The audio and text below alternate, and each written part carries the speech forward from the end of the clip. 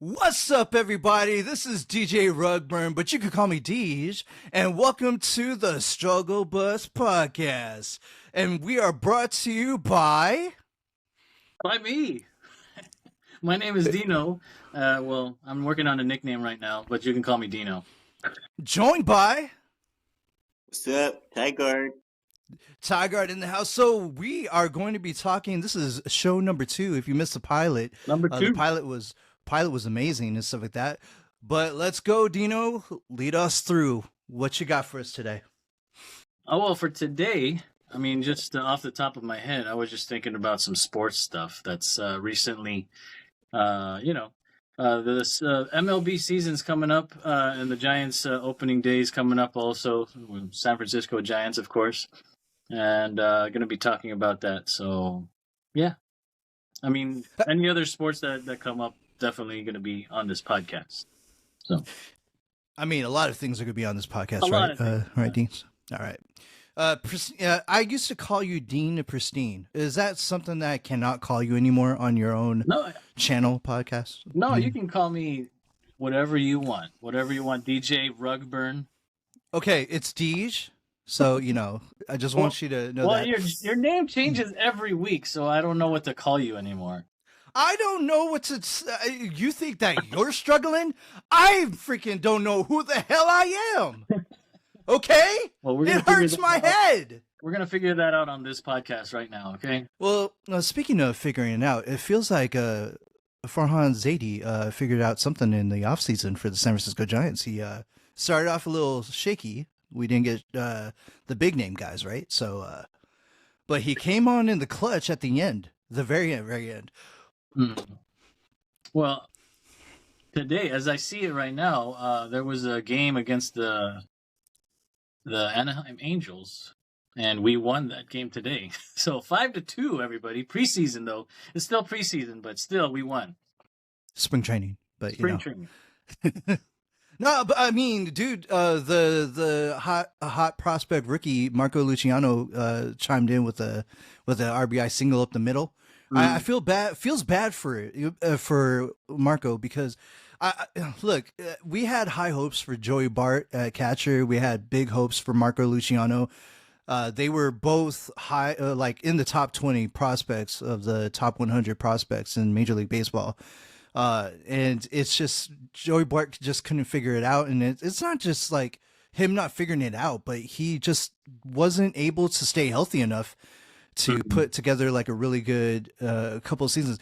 Do you think that Joey Bart still has a chance, even though they have Patrick Bailey at starting and they got Tom Murphy as the backup? Oh, me? Well, I'm just throwing out the question to everybody. Joey Bart, if he can, stay healthy, and Patrick Bailey's been doing pretty good, right? Pretty well. Patrick Bailey's got a cannon for an arm, and he was one of the better defenders and at throwing out runners that were trying to steal.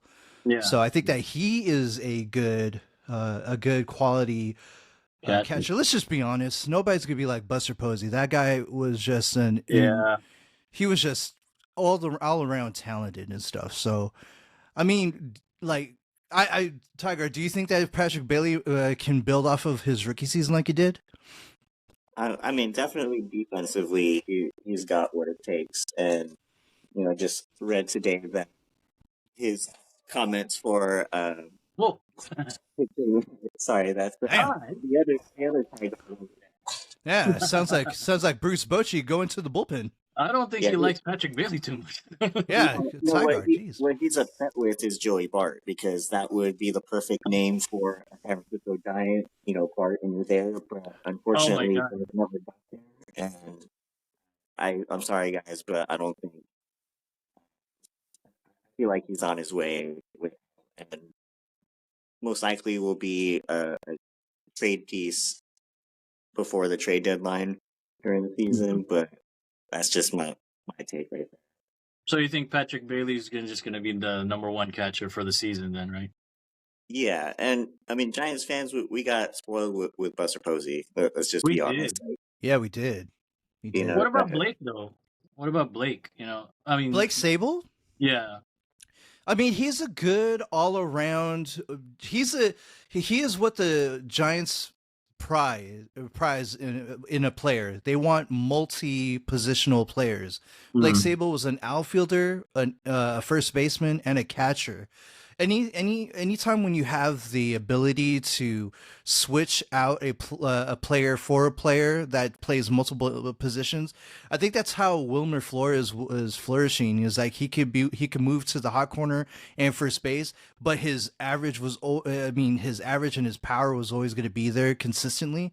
So he was the guy that was going to fill in for someone that was literally on the cold streak, and so. Blake Sable is one of those guys, man. Like, I mean, Wilmer Flores and Blake Sable, they're like the new, they're like what the Giants cater to. Utility players that can hit, that could play multiple positions, and could bring a diversity to the coaching staff. Like, I mean, it's a blessing to know that you could put Blake Sable in the right field without worrying about it, because he could play right field, he could play first base on the pinch, he could catch, he could call a game. That's insane. But I really don't think that Blake Sable is battle tested enough to start every day as a catcher. Yeah.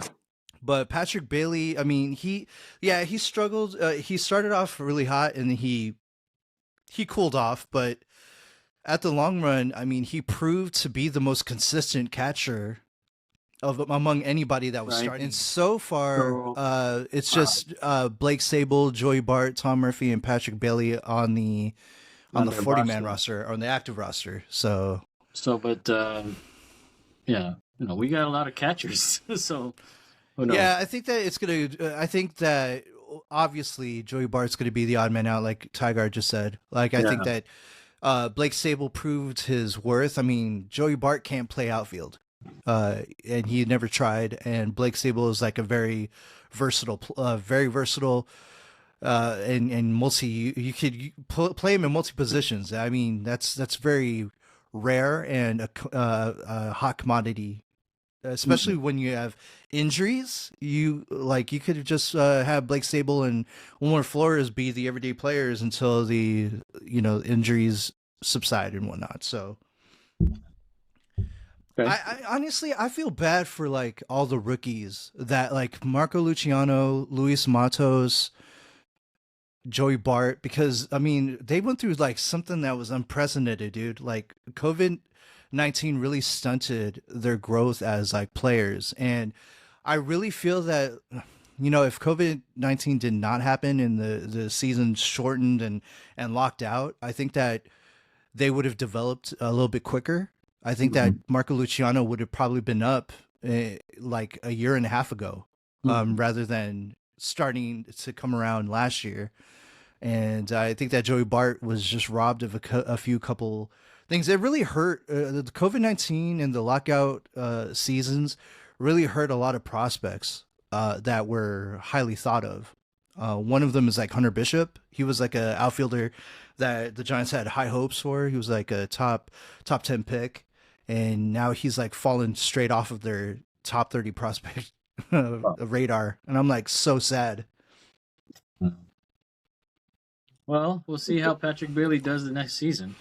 So, I mean, he's gonna be on his A game. I do miss Buster Posey though. I mean, whenever I see his picture on the Giants website, I always like, those were the days, And then Brandon Crawford leaving is just, that's it. There's no more the OGs, Yeah, I'm kind of bitter about that.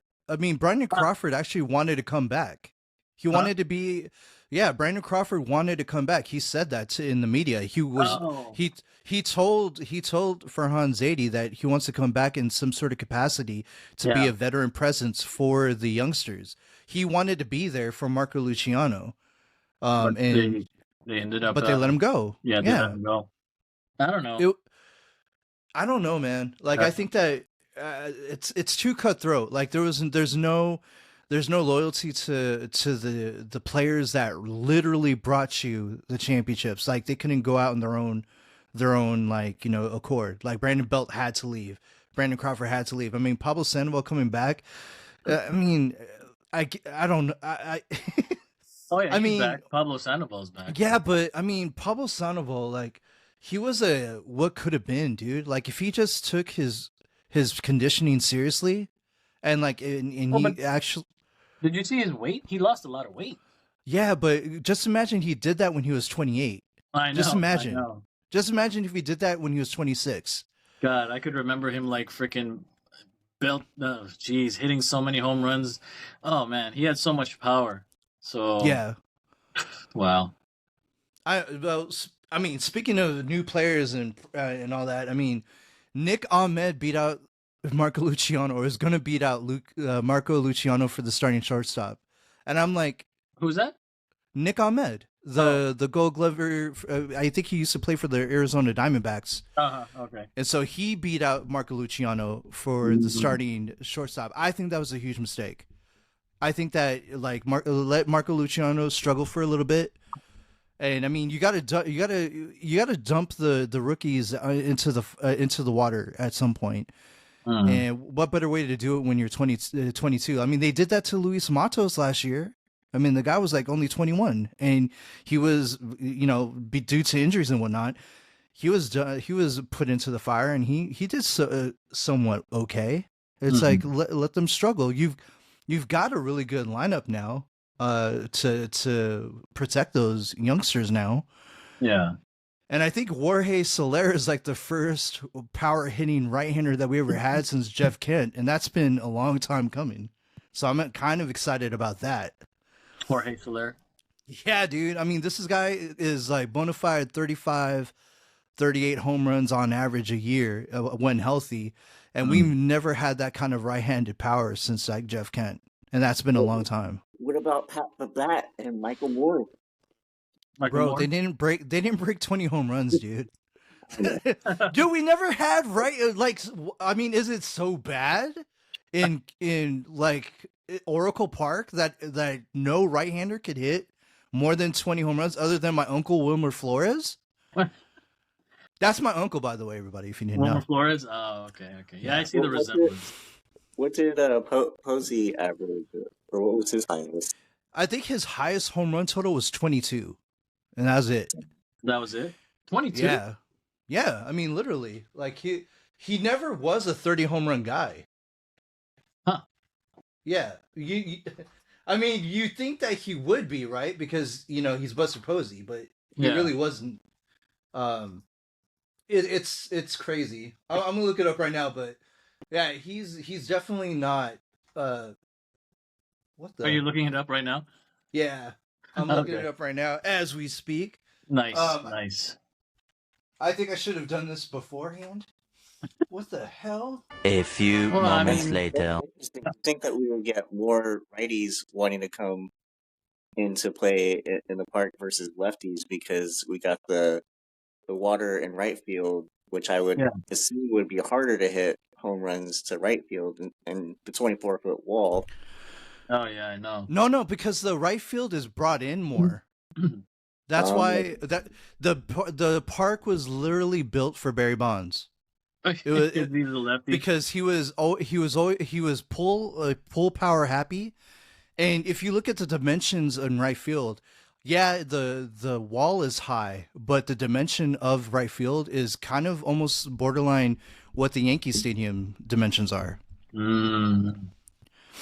So I am wrong, gentlemen. I am wrong. In 2012, Buster Posey hit 24 home runs with 103 RBIs.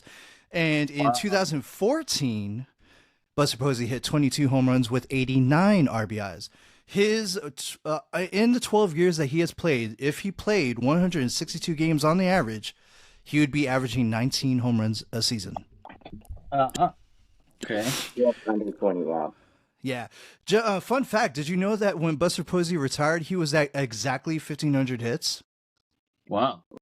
Yeah, no. He did that on purpose. Can we speak on Giants legends? I mean, we won 3 championships in the 2010s, right? 3, yes.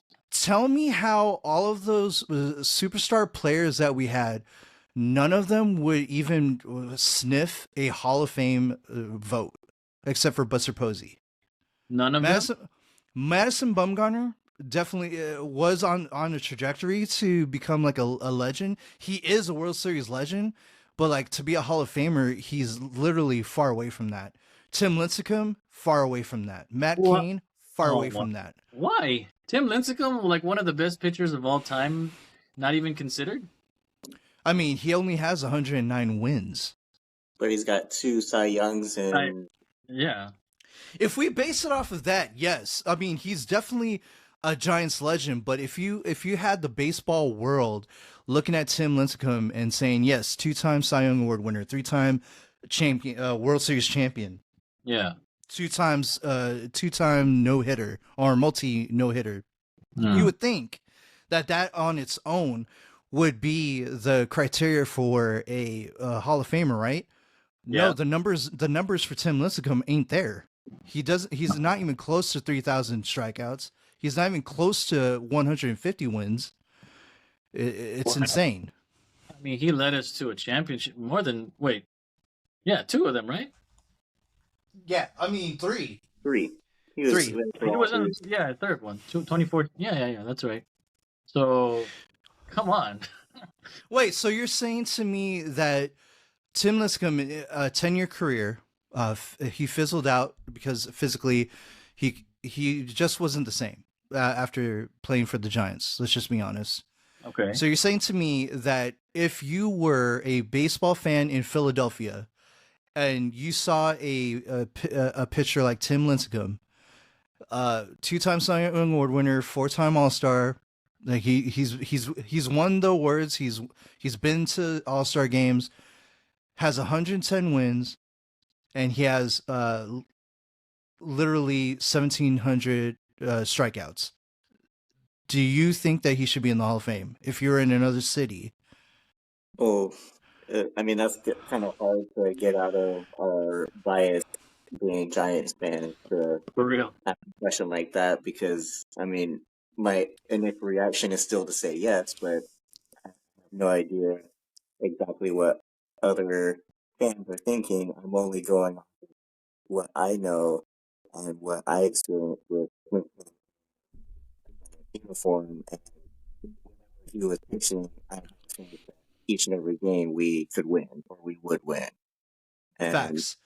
Yeah, because we followed him. We followed him for 162 games. We knew that whenever Tim Lincecum would pitch, it was win day, or we can rely on that. So let me throw something back at y'all in a different way. Should John Lackey from the Anaheim Angels, who beat the Giants in the World Series, should John Lackey be in the Hall of Fame? Ooh. Because let me just be honest, John Lackey has considerables of the same numbers as Tim Lincecum, if not a little bit better. Well, I guess going off of stat too, which I think only tells part of the story, because on top of that, I can bring up a couple of different arguments. The first of which, I mean, Lincecum has 3 World Series wins under his belt. So, you know, there's that aspect of it that goes against other pitchers that might have better overall stats. But then if you don't win the big game, then how does that work? And then I also think of it on this aspect as a San Francisco fan. We own Patrick Willis just got nominated or got to the Hall of Fame. Oh, and yeah, that's right. Him a championship and Super Bowl, but we know how elite he was as a linebacker, leader of the defense. Oh, dude, one of the best. One of the best. Yeah, definitely. So people just go based off of stats alone, and you got to have the immeasurables added in somehow. Facts. So I'm with that being said, obviously I am a Tim Lincecum fan, not hating on him at all. But if Tim Lincecum with his 110 wins gets to the Hall of Fame, then I think that John Lackey, who has 188 wins, should go into the Hall of Fame. The reason why? He was an All-Star. He is a 3-time World Series champion and an ERA title winner. And I mean, there's a lot of World Series champion pitchers that have went to the Hall of Fame without winning a Cy Young, and so I think that on prestige in itself, it is very difficult to not think of Tim Lincecum as one of the most dominant pitchers in his era. He was definitely a dominant pitcher for six, 7 years of his career, or I would say 5 or 6. But I mean, it's just if his body just held up. I mean, oh man, you would just hope. Stupid question, but what are the requirements of being even considered to becoming a Hall of Famer? The numbers, dude. 300 wins will get you considered. 3,000 or more strikeouts will get you considered. 3,000 strikeouts, and I'm just going to be honest with you. No modern pitcher in the past decade or so has even reached close to that. The only two players that have reached close to that is CC Sabathia and Randy Johnson. Out of the 2 decades, Randy Johnson. Yeah, Randy Johnson and CC Sabathia. There's been no other pitcher other than Clay. I could be wrong with if Clayton Kershaw stays a little bit healthy in the next couple of years and has so years. Then Clayton Kershaw will be up there, and I think that Clayton Kershaw he's there. He's up there. He's definitely up there. He's got 210 wins. He's got an MVP, 3-time Cy Young. Yeah, he's Hall of Famer. Yeah. He's literally 56 strikeouts away from 3,000, and he has 210 wins against 92 losses. So yes, Clayton Kershaw, Hall of Famer. Okay. Yeah. So, but the thing is that for a modern day pitcher in this day and age of pitching, Clayton Kershaw is the only guy that we could talk about that has 3,000 strikeouts. Yeah. That's crazy. Okay. Well, I mean, now I see why you're asking that question about Tim Lincecum. But yeah, we are kind of biased because we are Giants fans, and I feel as if he deserves it. He gave us 3 rings and 3 World Series wins. So, I mean, I think that would be enough for me to consider him as a Hall of Famer. I mean, shoot, he will never. I mean, he will never have to pay for a meal in San Francisco. He's always going to be a Giants legend. Our kids and their kids will know the legend of, big time Timmy Jim or something, whatever his big time Timmy Jim, whatever his name was on his ESPN. Nickname? Yeah, his nickname. Yeah, big time Timmy Jim or whatever.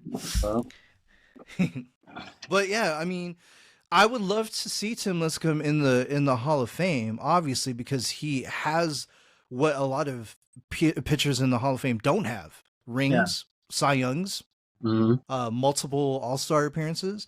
I mean, Don Sutton is in the Hall of Fame because he has 300 wins and stuff. But I mean, it's going to be tough. It's going to be tough for Tim. I mean, the Giants pitcher along with Randy Johnson that could go to Hall of Fame is Tim Hudson. He's a close one. He's a close one to do it.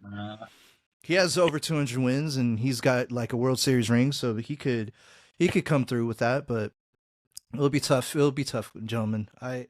But I can say this with full confidence that Buster Posey definitely a Hall of Famer. Okay. Even though he's 1,500 short of 3,000 hits, he was a difference maker on the field. As a field manager, as a game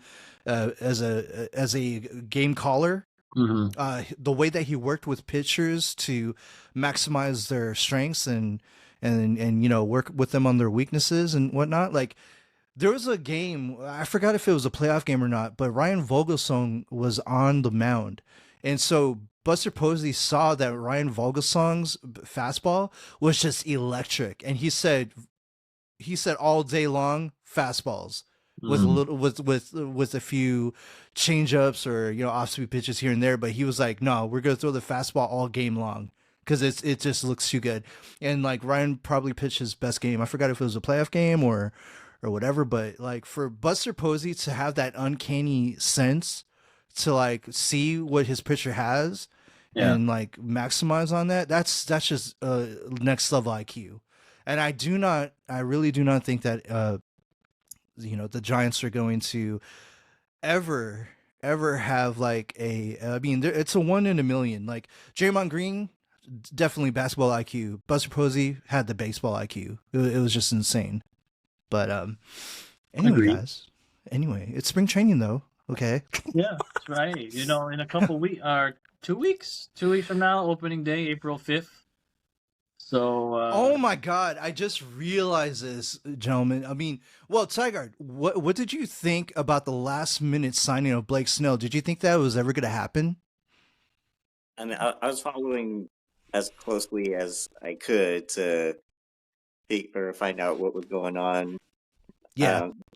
Besides, I saw Snell was connected to us for how many weeks throughout the off season and into spring training. So I kind of figured with getting Bob Melvin as the skipper, it was a good opportunity to bring in guys that he managed before. And I mean, it went through with Matt Chapman and Blake Snell. It was kind of one of those things though, where it got to the point where I was like, either sign him or sign somewhere else, just so that for sure whether or not you're going to be a Giant, because it was just taking way too long as a fan. Can you imagine if you're feeling like this and you're a diehard Giants fan? Can you just imagine what was going through the head of Farhan Zaidi? He was like, "Come on, are you going to sign or not? Sign with us, please. We will take on the California tax for you. Just sign with us, please." The crap that Farhan gets, and rightfully so for a lot of it. When he came out, what was it, like a couple weeks ago now, saying, "Oh, I think we're done with the big contracts." I was one of the ones that was like, "Well, that means we're not in on Snell anymore." And who knows? Maybe that was him trying to play a little bit of hardball. Maybe he was gambling a little bit to see it, Snell would bite on the contract offer. But whatever happened on the back end, it worked. So I'm excited to see Webb, Snell. We got Harrison looking like hopefully he can be, another Logan Webb in his own right. And then we got Robbie Ray if he comes back from injury. Yeah. But dude, Farhan with that poker face, Farhan. Well, sorry. Snell's going to be with us for what, 2 years? He signs the Kevin Gossman, Carlos Rodon contract. So it's a 2-year contract, but it's it's basically a 1-year contract with pay me what I deserve. So there is an option for him to pick up the second year. But just like Matt Chapman is banking on this season to maximize on a new contract, same thing with Gossman, Rodon, and the pitchers before Snell. So Snell's going to bank on a good year, to put it through. But I mean, I'm going to be honest with you, Patrick Bailey, dude, this is like probably the best rotation that the Giants have had in years. And there's no knock on Cueto. There's no knock on the other the peeps. And I mean, I was a big Anthony Desclafani fan. Even I think I butchered that last name, but but I mean, you gotta. I think that the Giants have put together a ragtag team that are just kind of reminds me of like the 2010 Misfit Giants, where they just put a bunch of people together. But look who they put together. They've got a Ichiro-like leadoff hitter now. They've got a power hitter that could clear the bases in the top of the order. They've got a Gold Glove defenseman that can hit and can stay healthy. No knock on Evan Longoria. I love Evan Longoria. I think that if things worked out with him, I thought that was going to be like the best thing ever. Evan Longoria at third, but we got Matt Chapman who with a watch and see contract, just like Blake Snell. I mean, throwing it to you, Dino. Like, did you think that the Giants were going to get Blake Snell? Because I mean, honestly, for me, I didn't think that this was even going to be possible. I mean, like what Drew said, I'm not even too sure, but we definitely got him for this season, so hopefully he does really well for, like you said, 1 year. But I'm excited for what's the South Korean guy's name? Okay, you got to. Okay, first of all, when you do your podcast, buddy. Jung-Ho Lee. Jung-Ho Lee, yeah, there you go. Lee. Yeah, Jung-Ho Lee. So yeah, I'm excited for that guy. Why are you excited? You don't even know his name. Just kidding. I'm kidding. I'm kidding.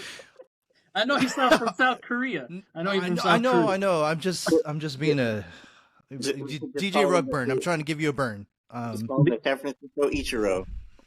That is cool. So I'm so glad Tiegard said that, because when I saw tapes on Jung-Ho Lee, like his highlights, in the Korean Baseball League, and some of his highlights in spring training, he kind of has he loves Ichiro, obviously, and who doesn't?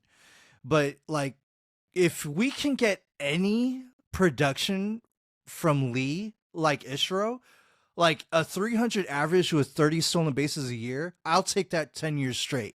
Oh yeah. At the top of the order, please. I mean, Ichiro was just a freak of nature, dude. The guy, can I be honest with you? Ichiro could have hit like 20 plus home runs a year, but he signed with the Seattle Mariners.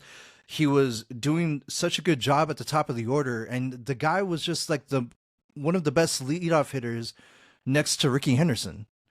And so if Jung-Ho Lee can do that, oh man, this is going to be the Giants might surprise. If everything works out this year, it might surprise. And I mean, this is going to hurt. This is going to hurt to ask, but Tiegard, should the Giants move on from Mike Yastrzemski? My boy. That's your point. Now, the reason why I throw these hard curveballs at Tiegard is because we are Giants fans, and we've seen Mike Yastrzemski when we were not a good team. Yastrzemski was he was a spotlight. He was the guy that held it down, and now he's getting injured. He's not as consistent as he once was. And we all know about superstar outfielders that are not consistent hitters. We've dealt with it with Cody Ross. We've dealt with it with even Hunter Pence on an occasion. But now it's happening to Mike Yastrzemski. So, Tiegard, what is your true feelings about this? It's tough because, also connecting it back to the Crawford segment earlier, just putting that together with this question you pose, it as a fan, it's hard. You want all your favorite guys to stay there as long as possible and even longer sometimes. But in the end, it's also a business, and these guys got to run the team that they see fit. And if it's just not working or benefiting the team, they got to move on to, what's next. I mean, my hope is that Yaz can show some, rebound this year. And even if it's like that he's the fourth outfielder, I'd be happy with that, just to have that rotation of outfielders and keep them on. But dude, vote for Mike Yastrzemski, Seapoy of the year, comeback player of the year. Now, okay, so Dino, I know that you witnessed this with Johnny Cueto. I mean, he had a freaking rock star of a first year with the Giants, and then injuries, consistency. My boy right there. Right, the Cueto shakes and everything. I mean, literally, the guy, when healthy, the guy was toying with hitters on the mound. Like, he would just make up stuff and whatnot. And you witnessed Johnny Cueto. You saw him, if his body just let him survive, he would have been like a 16, 18 win guy. But now we're running into the times where it's sad. This is sad time in sports. We had to say goodbye to Brandon Belt. We had to say goodbye to Brandon Crawford. We had to, Father Time caught up with Hunter Pence, and we had to see him diminish. So Mike Yastrzemski in the outfield, would you still think that he would still be a starting outfielder in Major League Baseball? From what I'm seeing, I don't know. I can't tell for now, but I'm just really hoping that he has a good season and no injuries and no, just keeps on playing the way he's been playing these past couple of years. So that's all I could say. I mean, I can't tell about the future. So. Well, we'll see. I'm just heated that Michael Conforto is still on our team. Why? Why? I don't know. Like, okay, the guy, I mean, let's just be real. No, I mean, he's a power hitter, right? Yeah. I mean, and we need power hitters, but obviously he's not like the best defender. He doesn't have the best arm. And I mean, he's 3 years removed from hitting 33 home runs. I mean, do you think that he's ever going to come back? I don't know. I mean, he's I'm looking him up right now. I'm just hold on. Well, okay, so in 2017 to 2019, the guy was obviously averaging at around 29, 30 home runs a season. Yeah. So the power was there, and then all of a sudden the injury happened. And we all know what happens when injury happens. Like when Matt Cain started having those right shoulder issues, you knew that, oh shoot, it's his right shoulder, like something's gonna give, and he never recovered from that. So I mean, he did have a 14 home run season with New York, with the New York Mets in 2021, but he only had 15 home runs in 125 games. So he had one home run more than what he had with the Mets in the prior in 2021. But he is batting 239. He was never an average guy hitter. He high strikeouts, and do you think that we could survive with an outfield of Michael Conforto, Mike Yastrzemski, and Jung-Hoo Lee? I hope so. That's what I'm hoping for this season. But with the addition of Jung-Hoo Lee, yes, I think they'll be all right. I hope. I mean, I think Jung-Hoo Lee is going to be in center field, just shagging every fly ball that's hit to left center and right center. Let's just be honest, because I think Yastrzemski still has a step with him, unless don't count him out just yet. But Michael Conforto, I mean, he's like, no offense to him, I just don't think that. I think that as a designated hitter, he would be nice, but we got Jorge Soler. That's enough. Oh yeah, that's right. Yeah, so I mean, Jorge Soler is the bona fide DH for the Giants. For what do you sign, like a 4-year contract? It's gonna be amazing. I mean, if he stays healthy, if he stays healthy for 4 years with Jung-Hoo Lee at the top of the order, and if our rookies pan out, that's gonna be insane, amazing, and all that. Wow. But I mean, what do you like? Okay, now Camilo Doval showed bona fide stuff last year, right? I mean, he was a high saves guy and all that stuff. I mean, he looks like a legit closer, but at times he would blow some games here and there. Nothing different than what Brian Wilson used to do, right? Yeah. But like, do you think? The Fear the Beard guy. Do you think that with the young pitchers that are coming up in the farm system, do you think that Camilo Doval's hook will be a little bit more how am I going to say this?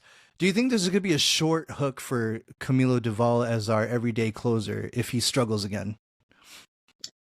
I don't know. I'm going to throw that one to Tiegard. Tiegard, go ahead. I mean, before we Snell, Ray, and I'm blanking on the reliever. The reliever that was going to be a starter, but Jordan Hicks. Jordan Hicks, thank you. Yeah. I mean, we have a formidable rotation now, especially when Ray's back, or Ray is healthy later in the season. So I mean, Dovaldo is just, that lightning that you need at the end of the game to kind of blow by hitters that are, tired from a long game. Yeah. His heater is just otherworldly at times. Absolutely. I'm hoping that it is command that he worked on in the off season, because if that command is on point, then I don't see a short leash at all for him. Yeah, I'm really pulling for him because Camilo Doval was I'm just gonna be honest. When I first saw him close and put him in the game, I was like, okay, I guess we're just gonna see how this guy does and stuff. And I wasn't sold on him because he was not even one of the top prospects.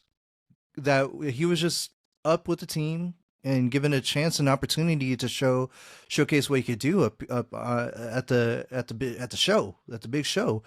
And so for the Giants to put that much emphasis on him to say, you know what, let's make you a closer.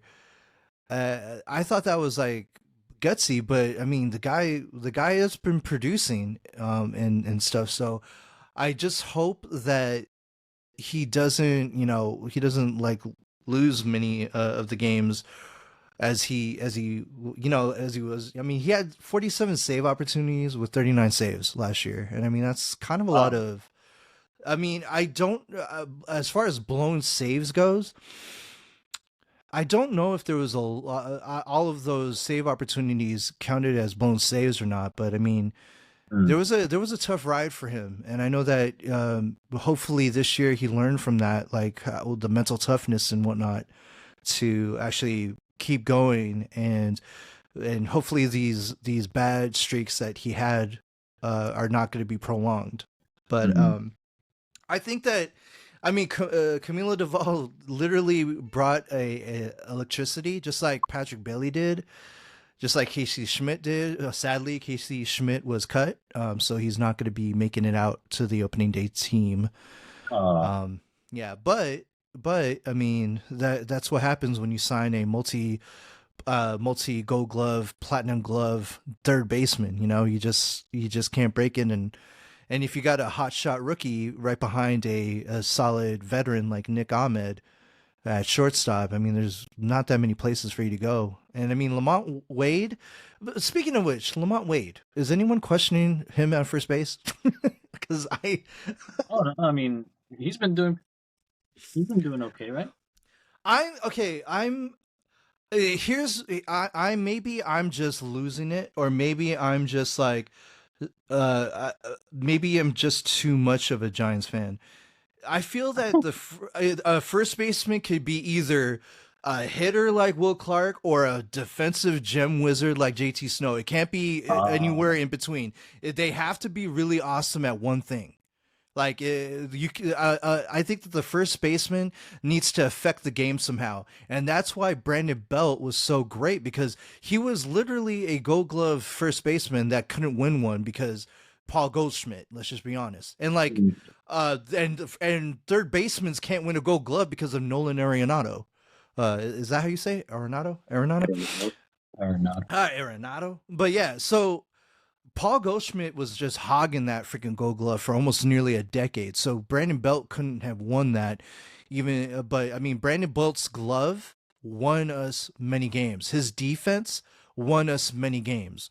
The pitching of the Giants won us, the pitching and defense, let's just be honest, with timely hitting, won us World Series. We were not a offensive dominant team. We were a pitching smart defense kind of team that just shocked people by just playing smart baseball. Like the Giants, if anything from baseball fans that needs to learn anything, is that like the Giants showed you that you could win a World Series with defense and really lights out pitching. And it doesn't need to come from a Cy Young Award winner. It doesn't need to come from a freaking middle reliever that's been doing that since day one. It could come from someone that you just didn't know. You know, like, I mean, who thought that Barry Zito was going to be a world champion starter? You know, I mean, he struggled with the Giants, and he came through. Ryan Vogelsong, he was a habitual career what if, and then all of a sudden he comes back to the Giants and he wins freaking championships. That's what the Giants showed us, is that you don't need to have the big time contracts. You don't have to have the big time players. You just need the right coach. By the way, who's pissed that Bruce Bochy came back to baseball and led the Rangers to a freaking championship? I am, because we freaking had Gabe motherfucking Kapler. No offense, Gabe. No offense. Okay, right, Gabe? He ain't no Bochy. No, he's no Bochy. Definitely not a Bochy. Dude, Bochy is literally a reliever. Like, no, his bullpens are like top notch. There's no touching his bullpens. Like, his bullpens are filled with freaking people that can freaking deliver. Like, dude, why do you think that the Giants had the core four under Bochy? Is because Bochy knew how to use Santiago Casilla, Sergio Romo, Jeremy Affeldt, Javier Lopez. He knew how to use those folks. You know, and he's a genius. You know, I had a friend. I have a friend in Texas, and like when Bochy won that World Series last year, I was like, dude, we want our Bruce Bochy back. He was like, nope, you can't have him back. I want my Bruce Bochy. I want my Bochy back. So, no, I'm freaking pissed. Staying for the Texas Rangers forever? No, I'm freaking pissed. We should have had compensation when he came back. We should have gotten like 5 first-round picks, all from the Rangers. We got nothing. We got heart pain, anxiety, and freaking pain, heart pain, palpitations, blood pressure issues. We got all of that stuff because of freaking Bruce Bochy said, "I'm done, guys. I can't do it no more." And then all of a sudden, I signed with the Texas Rangers. I'm a champion again, motherfuckers. It just reminds me of that picture with Wolverine laying down on the bed and then looking at a picture, and then it's just Bruce Bochy on the picture or something. Do you guys know what I'm talking about? I don't know what the hell you're talking about, but goddamn. You know who Wolverine is? I have no freaking clue what you're talking about. Okay, dude, what dark web stuff are you watching at night, buddy? The X-Men animated series from 19 whatever, and then he was like looking at a picture of what's her name of Lady Deathstrike?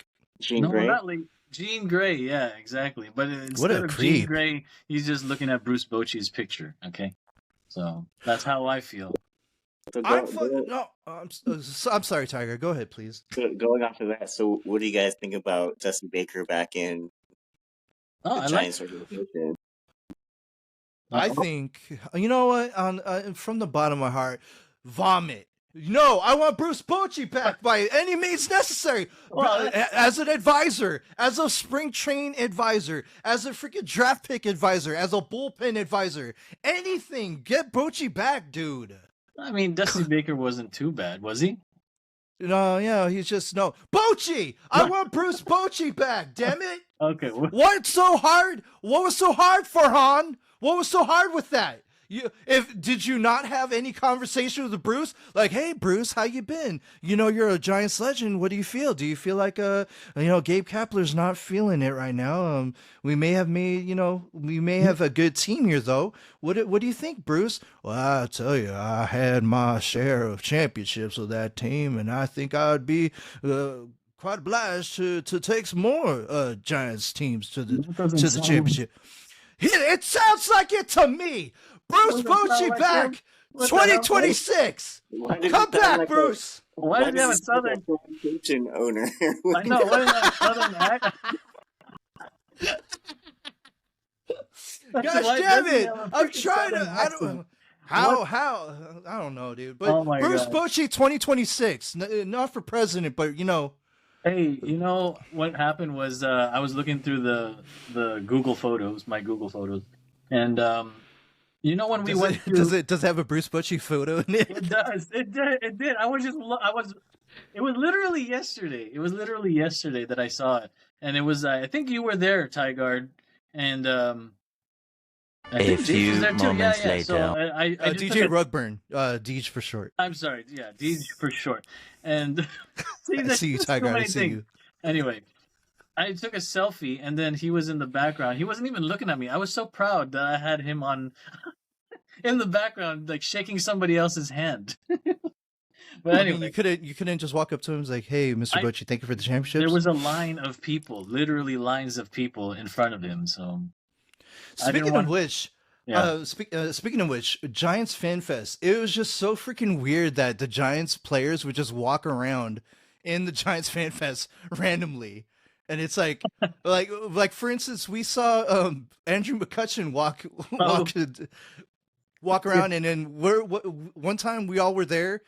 Eduardo Nunez was walking in the crowd, and we were like, Eduardo Nunez! Woo! Did we see him? Yeah, we did. That's right. We met him. We met him. He was a cool dude. But yeah, no, I mean, I just think that I don't know if things changed because I didn't go to the Giants Fan Fest this year.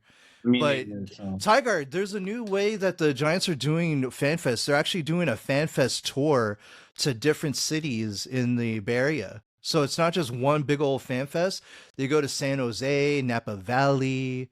They go all around, and it's really nice that they do that because they have minor league teams, and especially in San Jose, and so they did that now, and they had their own stadium one a weekend ago or something. But I thought that was pretty cool that they're doing the tour out and having the same people that would be meet and greeting fans at that. So I think that was really cool. Yeah. You know what would be the coolest though? Bruce Bochy back with the Giants. I knew he was gonna say that. I knew he was gonna say that. Kind of threw that out like a softball for you, but aside from that. Oh, okay. Hunter Pence, when the Giants play the Mets out here in New York, please come out here so I can finally get your autograph on my Hunter Pence Giants jersey, because I've been wanting that for over a decade. No, so Tiegard, I know that this is gonna hurt, but let's talk about that. And nobody knows the context about this, but I was there, I witnessed it, and it broke my heart. So Tiegard, please tell me the one time that we went to a Giants Fan Fest and how close you were to getting a Hunter Pence autograph. So you guys know that famous painting with the finger like that. Yes. Baseball. Yeah. I was reaching. Oh, just close my eyes like. Hunter, hoping that he would grab it. I am your best friend. I am your biggest fan. You must sign my. Oh, please. But alas, that did not happen. Okay, so that is what Tiegard was he was experiencing. Let me tell you from the eyes of me what was going on. So Tiegard was literally waiting at the rail, super patient, super professional, super Tiegard, like super Tiegard do. So what happened is that Hunter Pence comes down and starts signing autographs, right? Then a bunch of people bum rushed the freaking rail, and like kids were running over kids, parents were encouraging it. It was a mayhem upon mayhem. And here's Tiegard off to the right, holding a baseball ever so patiently, like most professional players that sign autographs in public.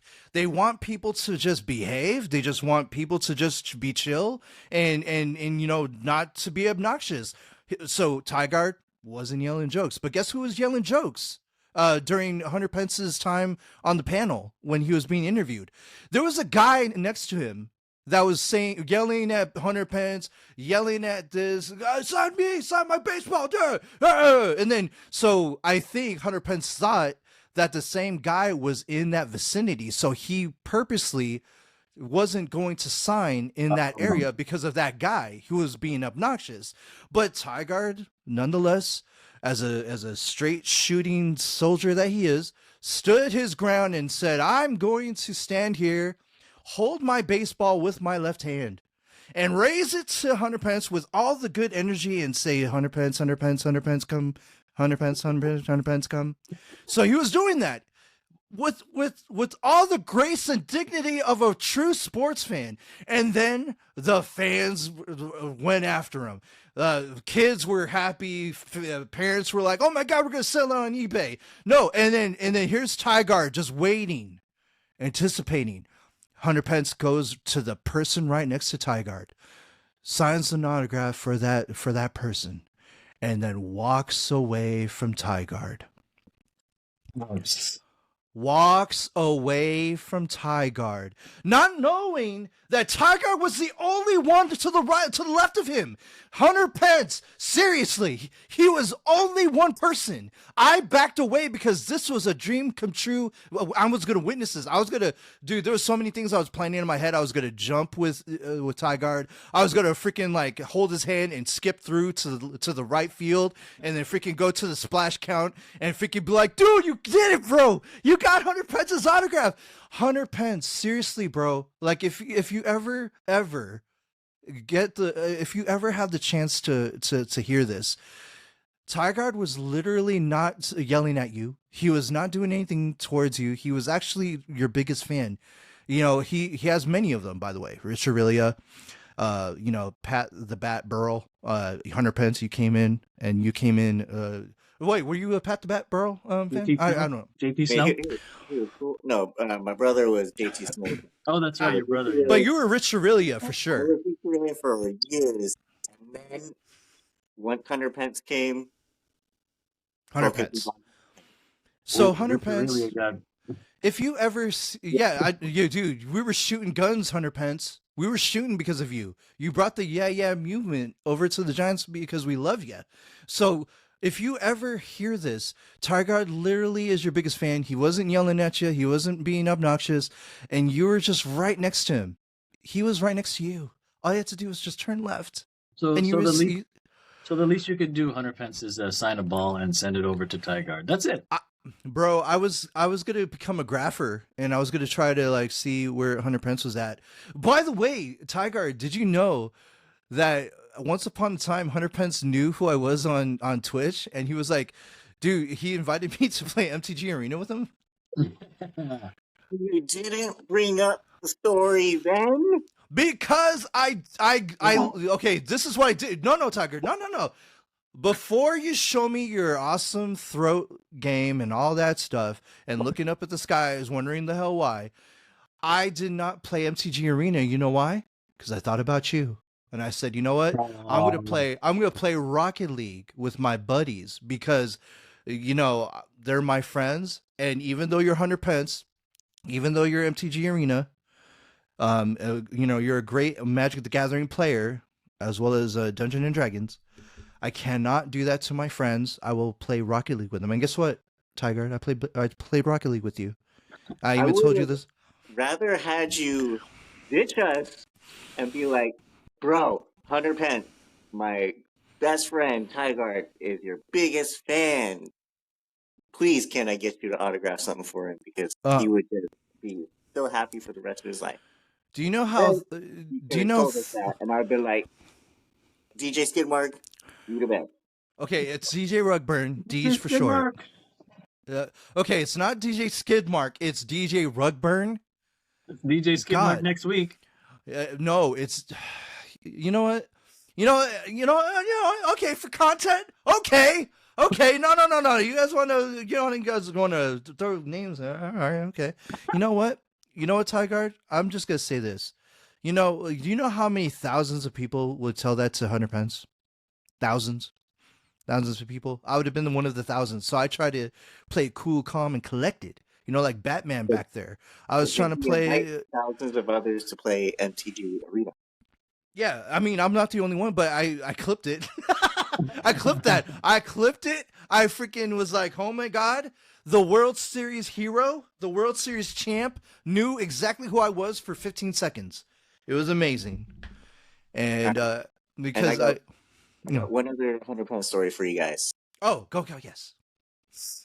So, I can't remember exactly what the occasion was for, but I was going to meet up with my family at El Fornillo for a dinner to celebrate I want to say it was a birthday. Tell me why the one time that I'm like 20, 25 minutes late, I come in and guess what my family tells me? Hey Drew, guess who was here right before you got here? Hunter Pence. Dude, I mean, okay, so there's more to the story though. There was an actual conversation. There was a conversation with your brother and Hunter Pence. What happened there? Whoa. It was more of an exchange. Oh, an exchange. Do tell.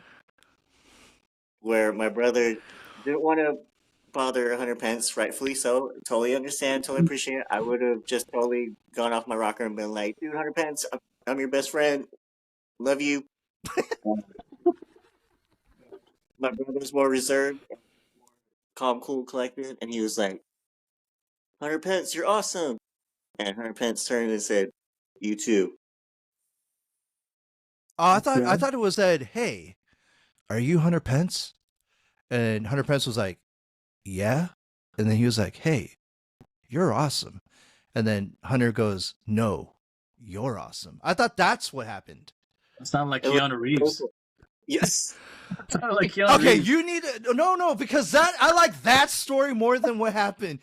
Tiegard, what happened? Was it just a short exchange, or was it like what your brother and you said initially? Because I thought that the initial story was freaking amazing. Like it was like it showed the charisma of your brother and Hunter vibing off each other. Yeah. Your story is much more correct. I was paraphrasing all. Oh. So much being with Pence and it hurt. So Okay. So Those memories, you know. Yeah, no. So you have a story about how your possible meet and greet went with Hunter Pence. I'm going to tell you the embarrassing one that I had. So I was going in line to meet Buster Posey, and I was in front of a teenager who was obviously a noob to everything. And I mean that in the nicest way. He was super excited, super all that. And you know that it's the discretion of the player at meet and greets if they want to take a picture with you or not. So the teenager did not ask Buster for a photo. He gave me his camera and said, hey, can you take a picture? And I took a picture. And then at the time, Jim, who was going to be my future boss, he was like, guys, can we hurry it up? The line. And so I was like, oh, but the teenager guy did that, not me. I didn't ask for this. That wasn't me. So when I get up to Buster Posey, he doesn't even look at me. He just grabs my ball, and he almost starts to sign the signature. And I was like, oh, and then this is right. Oh, actually, can you sign it on the sweet spot and put 2010 NL Rookie of the Year? And so he had, like how people curl their mouth with their tongue, like inside their mouth, like hella annoyed. I annoyed Buster Posey, and Buster Posey was like, whatever. So I was like, oh.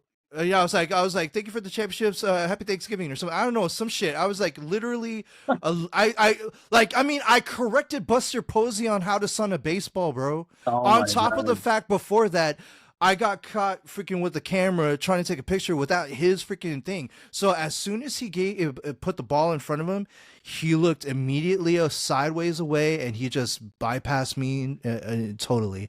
And then I walked by my future boss, Jim, and he was like, you can't do that, right? I was like, at that time I was in shock because I let down the goat. I let down the teenager was freaking giddy, running, jumping, and thinking that he's oh my God, this is great.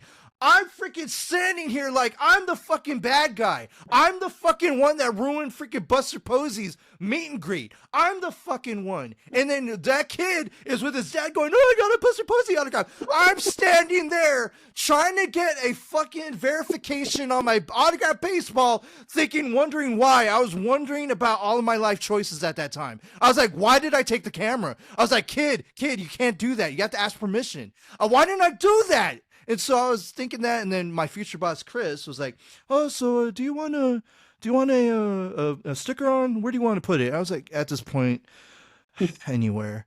He puts it like in the, he puts it anywhere, and he puts it exactly where I didn't want it, which is right next to the inscription. So, okay, so that.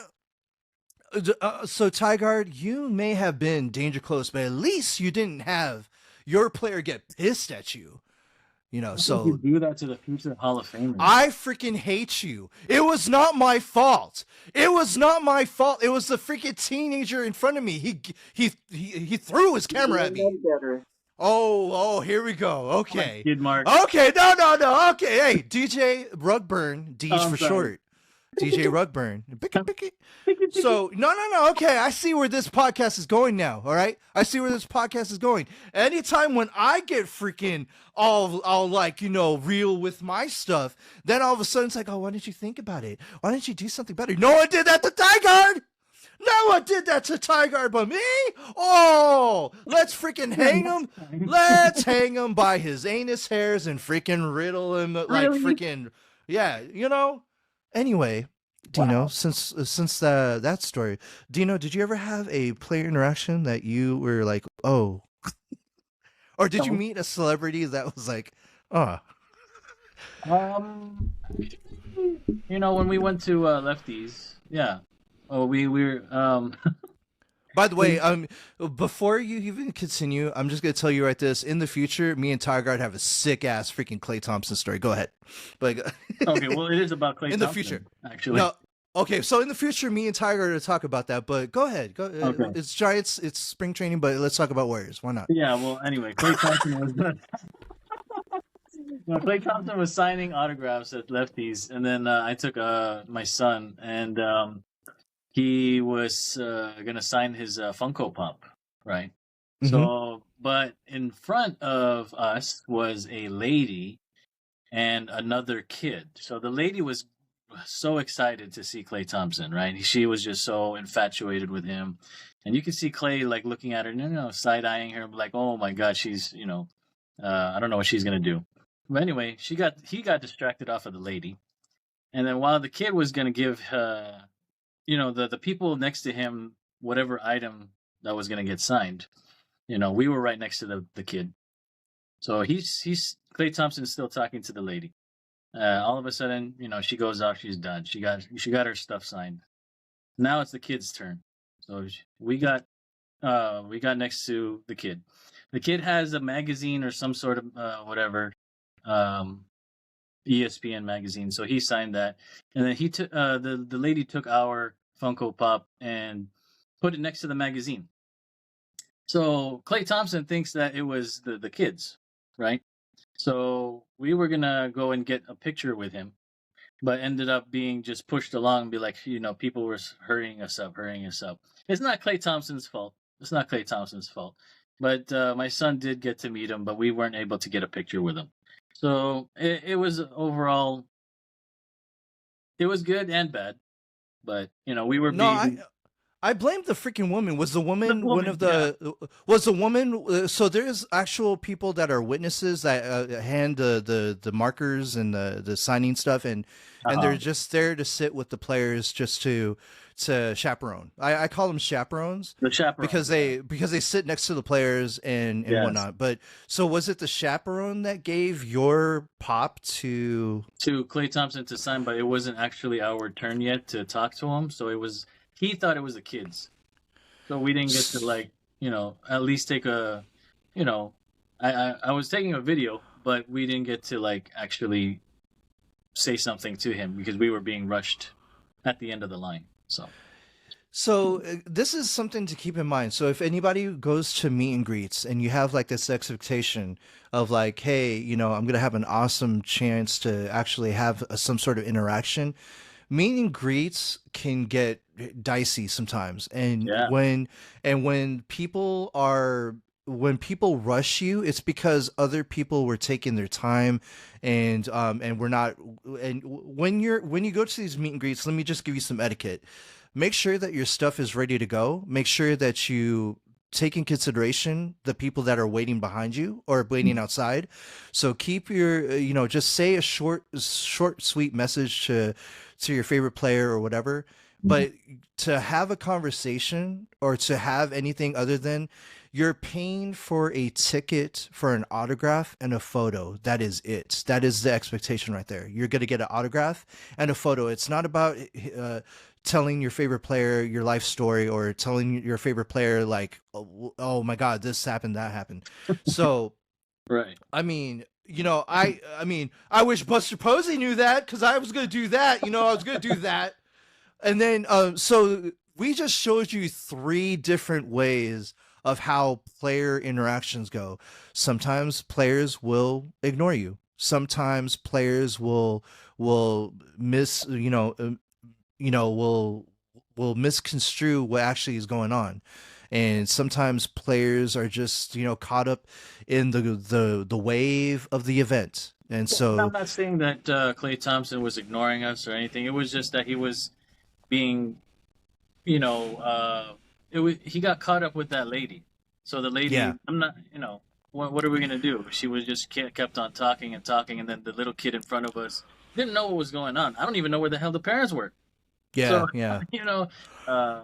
But hey, I'm gonna tell you right now that after that Klay Thompson experience with Tiegard and Weib, that I never ever wanted to meet Klay Thompson ever again, because I wanted that to be the last remaining memory of a time where because he took a break he took a break after Weib and Tiegard. He took a break on me, and so I was standing in line waiting and stuff like that. So I literally had the time of my life at the beginning of the show, though. Dude, no, we got to save this for Warrior when we talk about Warriors, bro. But I'm just gonna tell you right now, no disrespect to Klay Thompson, dude, you're goated, bro. You're a forever Splash Bro and a champ. But I'm telling you, if Klay Thompson ever hears this, that when I first met you, like, you were so cool to me, and I just did not want to meet you again, because I just wanted that one memory. Like, Klay Thompson, when I met you for the first time, you made me a Warrior fan, legitly a Warrior fan forever. Like, I was a, Golden State Warriors fans, let's just be real. You are the most amazing fan base in the world, because you even cheered when they were horrible. And you were loud and proud in the Oracle. By the way, that is still the best basketball arena in the freaking Bay Area, hands down. Don't like the Beam, Sacramento. Just literally the best. Because that Oracle rocked when it was rocking, it was rocking. Yeah. And I give props to everyone that had tickets that watched the Warriors from the beginning to the end over there. But I'm just gonna say this, man. I was a Warriors fan, but you legitly made me a Warriors fan forever, Klay Thompson. So thank you for that and all that stuff. But anyway, yeah, I'm still on Buster Posey, guys. I'm sorry, dude. I had a really good. But let's just be honest. I did have like a secondary good experience with Buster Posey. This was at Cow Palace. It was at a TriStar show, and I said, "Hey, Buster, thank you so much for the championships." And he was like, "Hey, thank you." And so that was it. But too bad that was the first time I met him, and not the one time that I freaking fucked over him. No. Now his lasting memory in the Bay Area is like, damn, that freaking glasses guy. That guy. Remember that guy? What the fuck was he doing? Trying to take a picture of me? No, I don't think he does that. I'm not the only fan. I remember Buster. I'm sorry. Okay, I'm sorry. Dude, I will give back all of my autographs to you if you want. except for the 2010 Rookie of the Year. Well, that's pretty legit. So anyway. Well then. All right. Well, on the topic of baseball, and what is your expectation of the Giants season this year? Do you think that they're a playoff team? Tiegard, go. I mean, unfortunately, we're in the same division of the West Coast Evil Empire. Yeah, I mean, they're World Series. Right. So, unfortunately, I don't see us having a shot at the division. So, most likely it would be wild card, if anything. But I'm just putting out there, call me Homer, call me biased, I don't care. My guess for this season is 92-70. Nice. Wow. Nice. I kind of like that. So for me, I feel that this is torture baseball 2.0. I want the Giants to shock the world. I want them to come together like a ragtag put together team. I mean, let's just be honest. That's why the 2010 team is so much my favorite team of the San Francisco Giants, because there were a bunch of people that got released, that got put together and just started hitting. And then 2012 is when we got blockbuster Marco Scudero, and nobody wanted him, but we wanted him. Yeah, and he was like goated, and he was doing so well for us. So this is kind of along the same lines. We were just trying to beef up our lineup. We were just trying to sign as many people as we got. We got Matt Chapman. We got Warrior Soler, who is just a bona fide power hitter. And I mean, if we could just score 3 to 4 runs and just have have solid starting pitching with our middle relief and Duvall closing it, I think that the Giants could go to the divisional series this year. If everything goes right, injuries aside, I'm calling it right now, division series, wild card at the least, division series at the most. But I am hoping that Torture Baseball 2.0 with a stacked lineup. This is like the most stacked lineup that we had on paper. And so I'm calling it wild card this year, divisional series at the most. What do you think, Dino? What do you think? Well, I'm going to let you know, okay? So I'm going to be going to... I'm not going to let you know now, actually, because I'm going to be going to the game after the opening day. Thanks for the invite. April Thank you for the invite. with the kiddos. So good once invite. I see them play, yeah. Well, I'm going to invite you, okay, DJ Rugburn. Sweet. Deej for short, by the way. Deej for short. But once I see them play, I mean, I'm hoping a lot for the new faces. You know, Jung-Hoo Lee. Did I say that right? Jung-Hoo Lee. Yes, yeah. the Korean superstar. Yeah, exactly. So I'm hoping for the best for all the new faces, and yeah, like you said, wild card definitely. You know, I know we've got the Dodgers to play, but whatever. It's Giants for life, all right? But yeah, I'm thinking, yeah, the same. Okay, same as Tiegard or same as me? Yeah. Oh, okay. Okay, so here's my take on this whole situation. I am glad that the Dodgers did what they did, because that brought more hate towards them. You know what I mean? More. Like I hope that Kyle Harrison strikes out Shohei Ohtani in a complete game shutout. I hope that Soler takes a grand slam against Yamamoto. I hope that Matt Chapman retires Clayton Kershaw and shows Kershaw can't pitch against right-handers anymore. I hope to gosh that Duvall evolves into like the most amazing closer that will make all the Dodgers hitters, including Mookie Betts, rue the day that they try to step into the box against Duvall. He has to have a nickname, by the way. So I'm just glad that they did what they did, because they are happy now.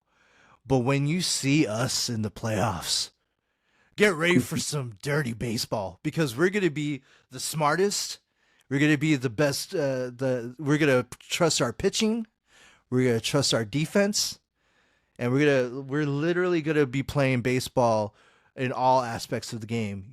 Right now, I feel that the Dodgers are all flash, but hey, the Giants played against flash teams. Remember against the Atlanta Braves? What did we do? We won. Yeah. So I'm just saying right now, a hot team that pitches right, defends right, and timely hits right is going to win the championship. And that was in the Giants' DNA since the 2010s, and I have a feeling that it's going to be a little bit more interesting knowing that we have a stacked lineup with a defensive team now and a pitching staff that if they come together from starters to middle relievers to closer, if everything comes together by mid-season, ooh, it's going to be interesting. So I'm excited for the season. Yeah, dude, I cannot wait. I mean, I was talking to a good friend of mine, and they were wanting Blake Snell to join the Giants hard. And I was like, no, I don't think he's going to go to the Astros. I mean, he might go to the Yankees. I mean, he's going to go to like a big time, like a big market team, like New York Mets. The Mets were also in the running for him too. And so I was like thinking, no, I mean, I just didn't know that Bob Melvin was so goated like that. I didn't know that Bob Melvin was like a Bruce Bochy. So I think if anything, I mean, I'm kind of glad that we do have Bob Melvin, because any man or any manager that has the respect of his players, that brings players over, I think that's the Bruce Bochy kind of aura. Like, people wanted to play for Bochy. And Bochy was just a very high IQ manager that just knew what the strengths of his players were and didn't put his players in a position to fail. And so if Bob Melvin has that kind of same effect, I mean, they were both catchers, isn't that funny? Like, they were both catchers. Mm-hmm. And Bruce Bochy was a catcher in the major leagues as a player, and Bob Melvin was a catcher for, guess who? San Francisco Giants. And it's just I just love it, the way that the sports teams in the Bay Area, they just literally bring back players to the organizations, like Kruk and Kipe. I mean, Kruko and Kipe have been with us as players and as announcers. I mean, over at the Warriors, you got Chris Mullin on their squad and Festus Ezeli. By the way, oh my God, fun story about Festus Ezeli. So I was at a meet and greet, as I usually am with all these players and Bay Area sports teams. But I was outside, and Festus Ezeli was just staring out into the parking lot or something like that. So I started waving at Festus Ezeli. And then he waved back, and I was like, I put the number 1 up, and he was like, number 1. And I was like, that was it. So a lady went to meet Festus Ezeli, Mo Spates, and Sean Livingston, because she loved that team. She loved that team. And so she went to meet all 3 of these players. But the fact that I got that one chance to wave at Festus Ezeli, and he waved back at me, and he put up the 1. When I put up the 1, I'm like, okay, I don't have to meet you no more.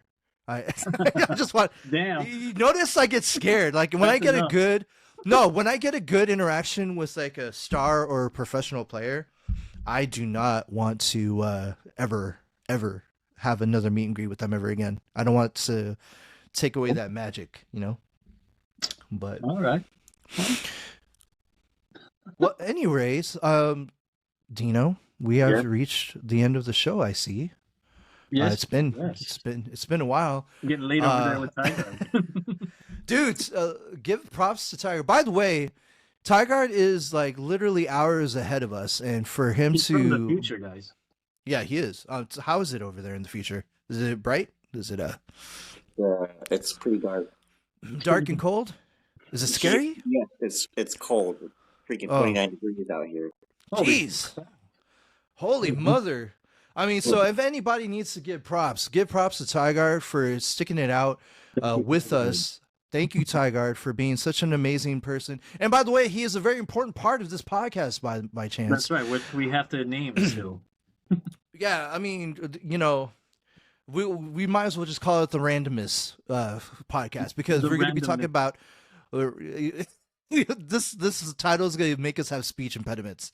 The Randomness podcast. No, I'm just kidding. We're still trying to come up with a name. So everybody on YouTube, if you like what you heard on the show, please. Tiegard is a close brother of Dino. Grew up together, and I was just the mayonnaise that was picked off of the shelf and said, "Hey, we like your slickness. We like your slicky." DJ Rugburn, the cherry on top. The cherry. We love how smooth and silky you feel in between our freaking slices. Ooh. So why don't you join us? So, right. But I was thankful for the people that don't know. I was thankful for Tiegard for introducing me to Dino a decade ago, where I've seen this man do some amazing things, and this is why this podcast is going to be so terrific and something to keep tabs on, is because there's a lot of things that Dino is involved in that is definitely worth subscribing to. Definitely worth his insight. You got if you really want to know what Dino is all about, you got to subscribe and check out the channel and check out the podcast in the future. Tiegard is going to be with us, and I'm going to be that freaking guy that changes my name weekly because that's what I do. That's for the No Name Random Podcast. My name is DJ Rugburn, and I was joined by... That would be me, Dino. And... I have no nickname yet. And... Hey, guys. And everybody, thank you so much from the bottom of my heart. I was given the permission to say you have just been podcasted. Take care, and good night. All right. Good night, everybody.